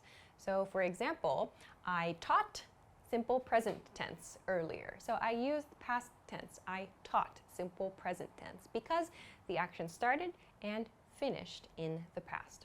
Another example, I worked all night. I worked all night. So work is my verb. I use simple past tense worked because the action started and finished in the past. Another example, a negative, they didn't come. They didn't come to the party. They didn't come to the office. The action was in the past. It refers to something that did not happen in the past. So there was no action in the past, but it's over, it's finished. So we use simple past tense to talk about these simple actions that started and finished in the past. Okay, let's go on to the past continuous tense then. Past continuous is for actions that were continuing in the past. So this one is one we often use with a specific point in time along with it. So let's look at an example first. We were listening to music. We were listening to music yesterday, or we were listening to music at 8 p.m. When were you listening to music? When was that action continuing? At 8 p.m. or yesterday. So it's common to include a point in time with this grammar point. Another example, like I was doing something, something, ing form there. So this is one that's some people have questions about, like why should I use that? When should I use that? It's typically used in response to someone's question, like what were you doing last night, for example, or what were you doing this morning? So you want to know someone's activities at a specific point in time. You can use this grammar point to respond to that question. Okay, let's move along to the past perfect tense, our next one. Past perfect tense is for actions that were completed or not completed at a non-specific point in the past, at a non-specific point in the past. So this one is kind of difficult, and it's perhaps not used quite so much in everyday conversation. This is used a bit more in writing. This is a grammar point that's especially helpful when we want to show kind of a timeline in our writing. To show that an action happened before another action in the past, we can use the past perfect tense. So here's a couple of examples. First one, they hadn't departed yet. So here, hadn't is the reduced form of had not. They hadn't departed yet. And I had taken my lunch break. So we would use sentences like these if we're telling a story. So we're telling a story about the past, and we want to show that one action happened before another action. When we want to talk about the earlier action, so the thing that happened earlier, like more in the past, we use the past perfect tense. Then we can use the simple past tense to explain the action that happened closer to the present. So for example, I had taken my lunch break when I saw the delivery man came, or something like that. So you can see my second point there. That's kind of a strange example, but you see that my second point there uses the simple past tense. I saw the delivery man came. So I had taken my lunch break further in the past when I saw the delivery man came. So that's simple past tense. So this is probably more common in writing, but it is used in speaking as well too. So this is what we use past perfect tense to do. Okay, let's move on then to another challenging point, past perfect continuous tense. Past perfect continuous. These are sentences or questions for actions that started in the past and continued to like an unspecified point in the past. So the action has finished as well. That's a key difference with the present perfect continuous. With present perfect continuous, the action is happening now still. That behavior still continues. Key point though with past perfect continuous is that the action started at some point in the past and then continued and finished as well, but at some unspecified point. So maybe we don't know exactly when the action finished, but it's done, it's complete. So let's look at an example. They had been waiting since 3 p.m. So here, they had been waiting. This shows us that there was some waiting period. So the waiting started at 3 p.m. and the waiting continued and continued and continued. We don't know when the waiting finished, but this grammar point shows us that the waiting has finished. We're finished waiting. That's done. We wanted to talk only about this period of time the people were waiting in the past. So this is the grammar point that we use to talk about things that were happening over a period of time in the past and then finished. So this is something, again, we use when telling stories. We're showing a sequence of events, actually. Okay, let's move along then to the last group for today's lesson, the future tense. Future tense. Let's start with the future simple tense. Future simple tense. This is for actions that are planned or unplanned for the future. There are actually a lot of different things we can do to make the future simple tense. Some very common ways of making future simple are through using will and won't, and going to and not going to. And earlier in this lesson, I mentioned using the continuous tense, the present continuous tense, the ing form of a verb, to make statements about the future also. So there are many ways to make simple future statements. Let's look at a couple of examples. First, I'll have a glass of wine. This uses will, I'll. I'll is the reduced form of I will have a glass of wine. That's a future statement. Also, he's going to cook dinner. In this one, I've used going to express that. So these are just simple things about planned or perhaps unplanned. Like he's not going to cook dinner would be an unplanned action in the future, or something that's not going to happen in the future, rather. Okay, so let's go on to the future continuous tense now. Future continuous tense, this is for actions you think will or will not be continuing in the future. Something you think will be continuously happening in the future. Let's look at an example. I'm not going to be working at company A. I'm not going to be working at company A. So here you can see we have going to. I'm not going to. Plus, we have a verb in the continuous tense. I'm not going to be working at company A. Meaning, in other words, I'm not going to have a job at company A, or I'm not going to continue my position at company A in the future. That's my thought now in the present about the future. So at that time in the future, like in 1 year, for example, I will not be working at that company, or I'm not going to be working at company A. So that's the idea behind the future continuous tense. Okay, let's move along to the future perfect tense then. So future perfect tense refers to actions that you think will have started some point in the future. So remember, you're thinking in the present right now. But this grammar point is used to talk about something you imagine in the future that starts at some point and you think might be continuing into the future, maybe. Something started and maybe continues. This is the idea here. So let's look at an example. I will have lived in China for 2 years. I will have lived in China. So here I'm using will to show it's a future tense statement, I will, plus have lived. This is the same thing that we use for the present perfect tense that we talked about earlier, that past participle plus have or has, but we're attaching it to a future tense will. I will have lived in China for 2 years. So when would we use this? So if, for example, someone asks you a question about your future and they say like, So where do you see yourself in like 2020, for example? Or where do you imagine you're going to live in 2020, for example? You can say, oh, I will have lived in China for 2 years. So meaning at that time, in 2020, I will have lived in China for 2 years. So that means not now, but in the future. At that point in time in the future, I will have started living in China, and that will have continued for 2 years. So that's what that means. That's a guess about the future, a future time period, that something will have continued in the future. So again, quite a challenging grammar point, but something definitely to look into. So again, not used perhaps as much as the present perfect tense, but great for storytelling and for imagining your future too. Okay, so let's move on to the last point for today's lesson, the future perfect continuous tense. Future perfect continuous.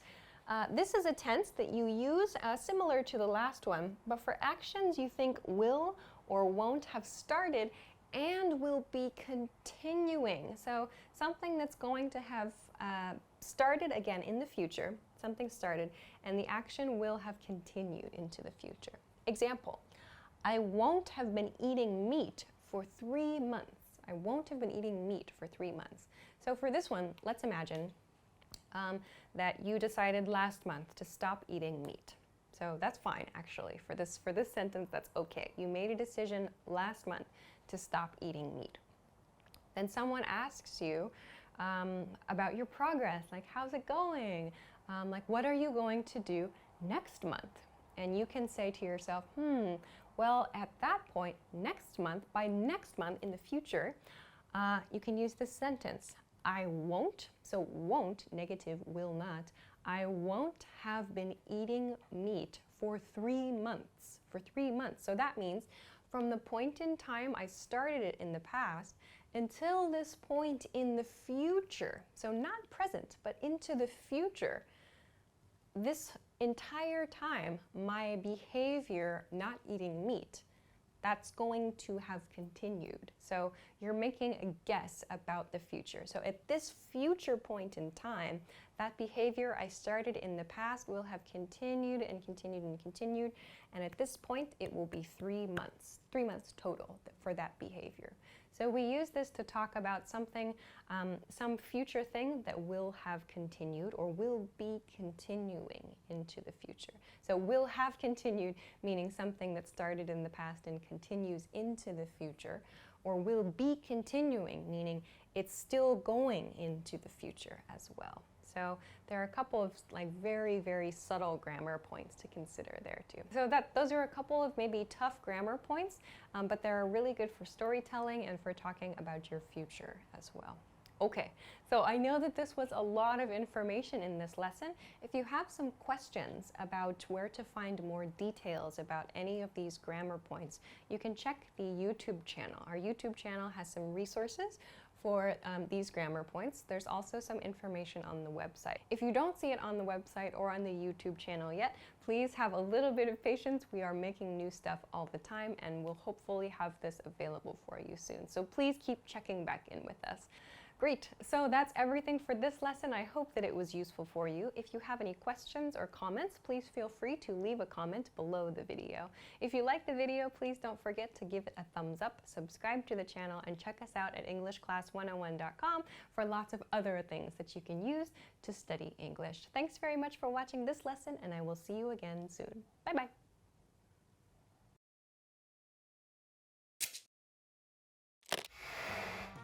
Imagine you're on a plane. There's someone next to you. What do you say? Hi, Alicia here. Introducing yourself in English is easy. In this lesson, you're going to learn how with Gustavo and Henry, who meet on a plane. Gustavo's moving to New York. His family is going to join him later in the month. Henry is in the seat when Gustavo gets on the plane. Let's watch. Excuse me. Sorry about that.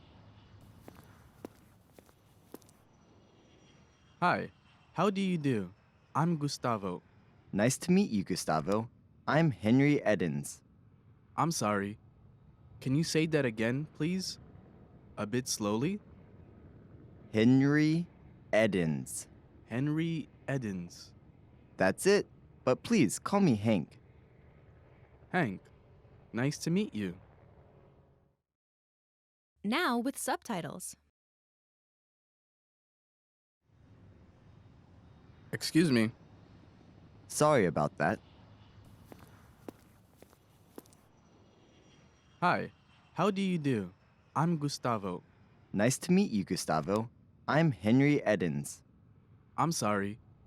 Can you say that again, please? A bit slowly? Henry Edens. Henry Edens. That's it. But please call me Hank. Hank, nice to meet you. Here are the key words from the scene.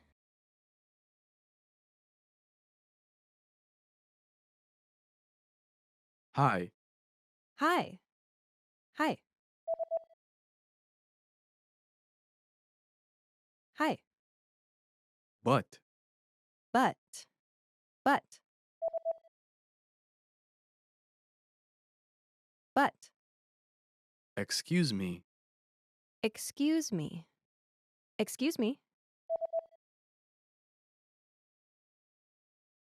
Excuse me. two, Two. Two. Two. nice to meet you. Nice to meet you. Nice to meet you.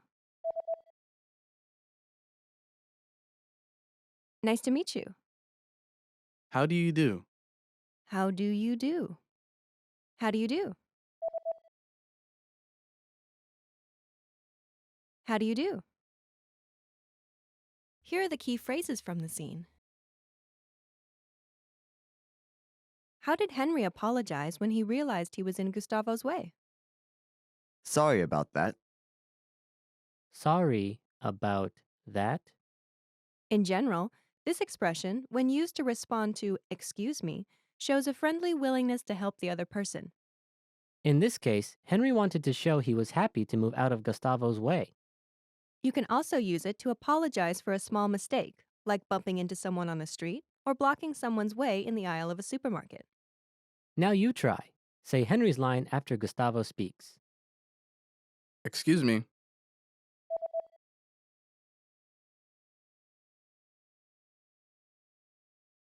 Sorry about that. Later, Gustavo also used the word sorry to apologize when he didn't understand Henry's name. Which phrase did he use? I'm sorry. I'm sorry. This is a very common phrase in English for many situations, but here, Gustavo uses it to indicate he didn't understand something. Now you try. Say the line after Henry speaks. I'm Henry Edens.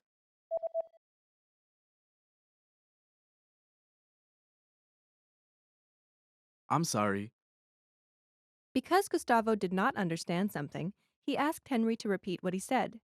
To do this, what polite question did he use? Can you say that again, please? Can you say that again, please? In response, English speakers will usually repeat what they have said and will use the same words. Now you try. Ask the question after Gustavo says, I'm sorry.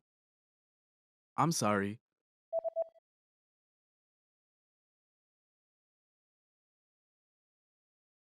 Can you say that again, please? Gustavo also wanted Henry to speak more slowly. To do this, what does he ask? A bit slowly? A bit slowly. This is not a complete sentence, but has a clear meaning when used after, "Can you say that again, please?" In response, English speakers will slow their speech down. Now you try. Say the phrase after Gustavo says, Can you say that again, please? Can you say that again, please?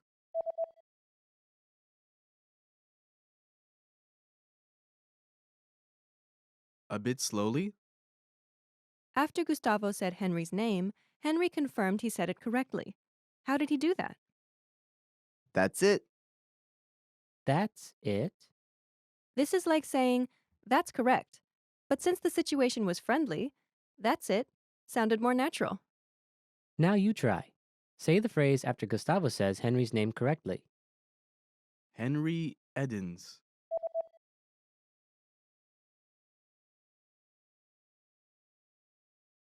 That's it. Now the lesson focus. Here's how to introduce yourself. Ready? Do you remember how Gustavo introduced himself? Hi, how do you do? I'm Gustavo. When Gustavo introduced himself, he started with hi and then used a set phrase. How do you do? How do you do? This is a polite expression people often use with an introduction. It sounds like a question, but it has no particular meaning, and there's no expectation the other person will try to answer it. Next, he says, I'm Gustavo. the first part of this sentence is a contraction of two words, I and am. The am here functions like an equal sign in math. I'm. I'm The next word in the sentence is a name. Gustavo. Together it's. I'm Gustavo. The structure of the pattern is Hi, how do you do? I'm plus. your name. Now you try. Imagine your name is John. Say, hi, how do you do? I'm John.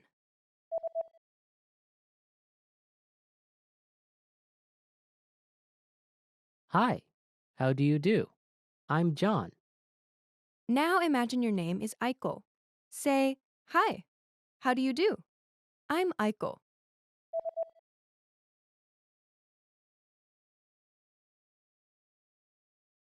Hi, how do you do? I'm Aiko. Now use your name.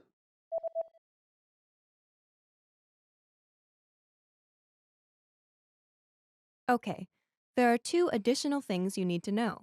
First, there's a shortcut for giving your name. Just drop the I'm from the final sentence of the self-introduction.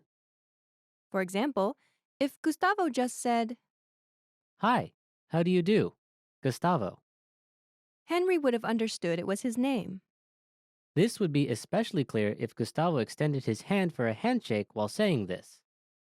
In very casual situations, you can even drop the hi and the how do you do. All that is left would be your name. The second thing you need to know is you can use I'm with just the first name or your first name and the last name together. I'm Henry Edens. Edens is Henry's family name. Using both your first name and your last name is a little more formal. It also gives you less privacy. For example, if people know both your first and last name, they can find you on the internet more easily. So it may be more common for strangers to say just their first name than people meeting in a more friendly environment. Next, you'll learn how to tell people to call you by a nickname, just like Henry did in the scene. But please call me Hank. But please, call me Hank. The first word in the sentence is. But This word is not necessary, but it makes the transition to the rest of the sentence smoother. Henry uses this to introduce a new piece of information. And this information changes something about what he said before, but makes this clear. The next word introduces a polite request. Please. Please. Next is a request to use a certain name. Call. Call. After this is the word Me. me. Last is a common nickname for men named Henry. Hank. Hank. Please call me Hank. The sentence structure is Please, call me. plus. Your nickname. Now you try. Imagine your nickname is Matt. Say, please call me Matt.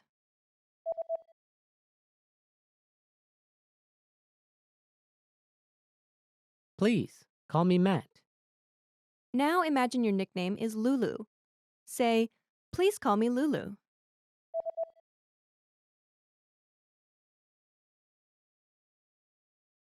Please, call me Lulu. Now use your own nickname. Say, please call me, and then use your nickname.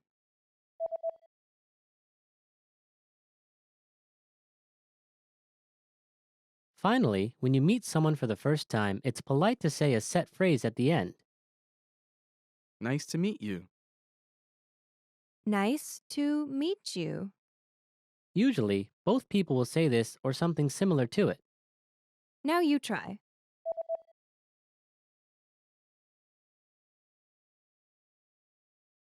Nice to meet you.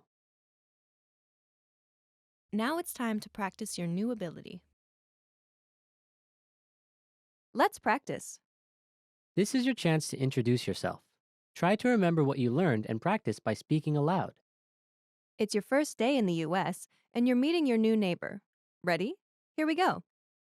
What's the first thing you say to someone you've just met?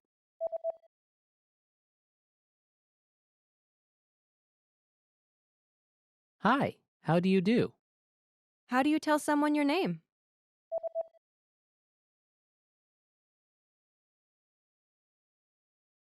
I'm name. I'm Henry Edens. How do you tell someone your nickname?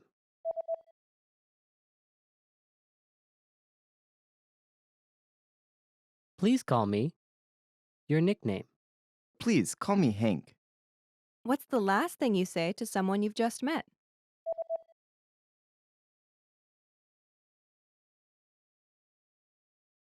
Nice to meet you.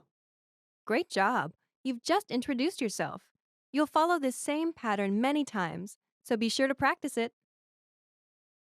Well done. Now, watch the scene one more time. After that, go and practice with all your American friends, or with us in the comments. Bye! Excuse me. Sorry about that. Hi, how do you do? I'm Gustavo. Nice to meet you, Gustavo. I'm Henry Edens. I'm sorry. Can you say that again, please? A bit slowly? Henry Edens. Henry Edens. That's it. But please call me Hank. Hank, nice to meet you.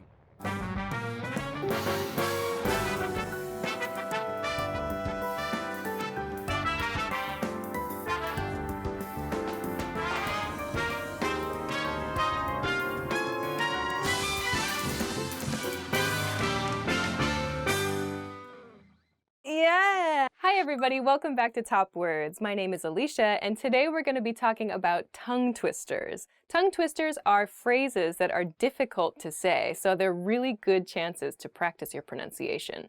Let's go. Sally sold seashells by the seashore. Sally sold seashells by the seashore. This one's difficult because of the s and sh sounds. Sally sold seashells by the seashore. Sally sold seashells by the seashore. Sally sold seashells by the seashore. That one's not so bad. Okay, okay, we'll move on. Next. Betty Botter bought some butter, but she said the butter's bitter. I've never seen this before. Okay. Betty Botter bought some butter, but she said the butter's bitter. That's a good one. That's a good one. I feel like you could have thrown the word like but in there somewhere too. Betty Botter bought some butter, but she said the butter's bitter. Ah, that's a good one. It's very bubbly. Betty Botter bought some butter, but she said the butter's bitter. It's like if I knew the words, I could probably say it faster. Betty Botter bought some butter, but she said the butter's bitter. Butter's bitter. Bitter, butter, bitter. But she bought some butter, but she said the butter's bitter. Is this enough? I don't know when to stop. How much wood would a woodchuck chuck if a woodchuck could chuck wood? The next tongue twister is also a classic one about woodchucks. Woodchucks are real creatures that exist on the west coast of the United States, primarily in Washington and Oregon. They're like beavers, but they don't live in rivers. They live in like forests and rocks. The tongue twister is, how much wood would a woodchuck chuck if a woodchuck could chuck wood? How much wood would a woodchuck chuck if a woodchuck could chuck wood? And then there's a common response to that, which is, it would chuck all the wood that a woodchuck could if a woodchuck could chuck wood. We definitely talked about this one in that English topics episode we did about tongue twisters. Lesser leather, never weathered, wetter weather better. Oh, I've never seen this. Lesser leather, never weathered, wetter weather better? Hang on, I'm just like astounded by the grammar of this sentence. Lesser leather, never weathered, wetter weather better. Oh, that's hard. It's the wetter weather better. Wetter weather better part. Those last three words. Lesser leather, never weathered, wetter better. Lesser leather, never weathered, wetter weather better. Wetter weather better. Weather. It's the weather better that's hard. Weather better. Weather better, weather better, wetter weather better. Yeah, that's it. Lesser leather, never weathered, wetter weather better. On to the next one. If two witches would watch two watches, which witch would watch which watch? If two witches would watch two watches, which witch would watch which watch? Did you write these? Did you write these? Did you find these on the internet? Someone's brilliant. If two witches would watch two watches, which witch would watch which watch? Oh, that one's a good one. If two witches would watch two watches, which witch would watch which witch would watch which watch? All right, that's the end. Wow, those are really good tongue twisters. The one that always gets me from that episode of English Topics that we did was Irish wristwatch. Irish wristwatch. Hard one. And one we came up with the other day was sushi session. It's a good one, right? Yeah. They were like, let's go for a sushi session. I was like, that's hard. Sushi session, sushi session, sushi. That's a really good one too. Irish wristwatch and sushi session. All right, so those are Those are tongue twisters. Give them a try. They are really, really great ways to practice your pronunciation. If you know any other tongue twisters, please share them with us in a comment so that we can all give them a try. Thank you very much for watching this episode of Top Words. If you liked this video, please be sure to hit the like button and subscribe to our channel if you haven't already. Thanks very much for watching this episode, and we'll see you again soon. Bye.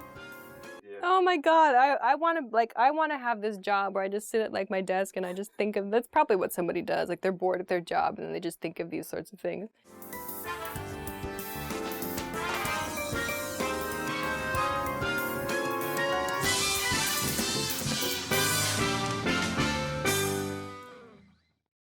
Expand your vocabulary with our core 2,000 words ebook. It's free and packed with essential expressions that you'll use on a daily basis. Start building your vocabulary today. Click the link in the description below to download your free English ebook before it's gone.